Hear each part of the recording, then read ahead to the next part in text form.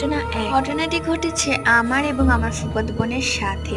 একদিন রাত 12টায় কারেন্ট চলে যায়। তারপর আমি এবং আমার ফুফাতো বোন, যেহেতু সেটা গ্রাম ছিল তাই চারিদিকে গাছপালা ছিল, তাই আমরা একটু সাহস করে মাঠের দিকে যাই। তখন হঠাৎ কিছু একটা নড়তে দেখি। আমরা দুজন খুব সাহস করে সামনে যাই। তারপর কিছু একটা আমাদের উপর ঝাঁপিয়ে পড়ে। তারপর কি হয় সেটা আর আমরা জানি না। ঘটনা 2। আমার নাম আদিবা। সেই দিন রাতে আমি ঘুমাচ্ছিলাম। হঠাৎ ঘুম থেকে উঠে দেখি তখন রাত 3টা বাজে। সবাই ঘুমে। আমার পানি পিপাসা পায়, তাই আমি রান্নাঘরে যাই। তখন কে যেন রান্নাঘরে দাঁড়িয়ে আমাকে ডাকে। আমি ভয় পেয়ে যাই। তখন আমার রুমে কে যেন হাঁটছিল, তাই আমি আমার মা বাবার রুমে চলে যাই। সেই রাতে আমার আর ঘুম হয়নি। পরের দিন আমার 104 ডিগ্রি জ্বর হয়। ঘটনা 3। এটা আমার দিদার সাথে ঘটে। তখন আমার মামা ছোট ছিল। দিদা আমার মামাকে ঘুম পাড়িয়ে বাথরুমে যায়। তখন সে সাদা কাপড় পরিহিত একজন মানুষকে দেখে। সামনে যেতেই মানুষটি উধাও হয়ে যায়। আসলে সেটি কোনো মানুষ ছিল না। তার কিছুদিন পর দিদা মারা